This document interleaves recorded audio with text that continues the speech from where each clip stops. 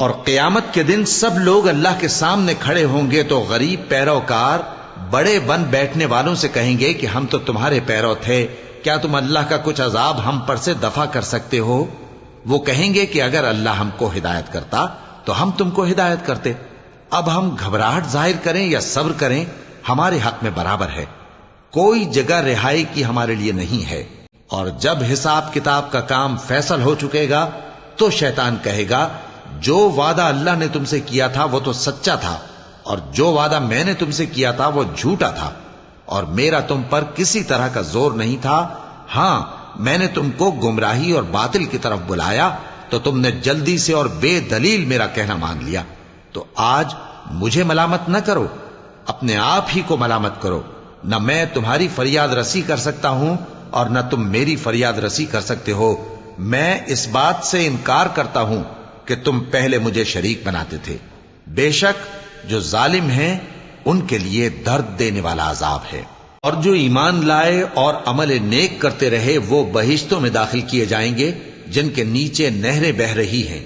اپنے پروردگار کے حکم سے وہ ہمیشہ ان میں رہیں گے، وہاں وہ ہر ملاقات پر ایک دوسرے کو سلام کہیں گے۔ کیا تم نے نہیں دیکھا کہ اللہ نے کلمہ طیبہ کی کیسی مثال بیان فرمائی ہے؟ وہ ایسی ہے جیسے پاکیزہ درخت جس کی جڑ مضبوط ہو اور شاخیں آسمان میں پھیلی ہوں، وہ اپنے پروردگار کے حکم سے ہر موقع پر پھل لاتا ہو۔ اور اللہ لوگوں کے لیے مثالیں بیان فرماتا ہے تاکہ وہ نصیحت حاصل کریں۔ اور ناپاک بات یعنی غلط عقیدے کی مثال ناپاک درخت کی سی ہے کہ وہ زمین کے اوپر ہی سے اکھیڑ کر پھینک دیا جائے، اس کو ذرا بھی قرار و ثبات نہیں۔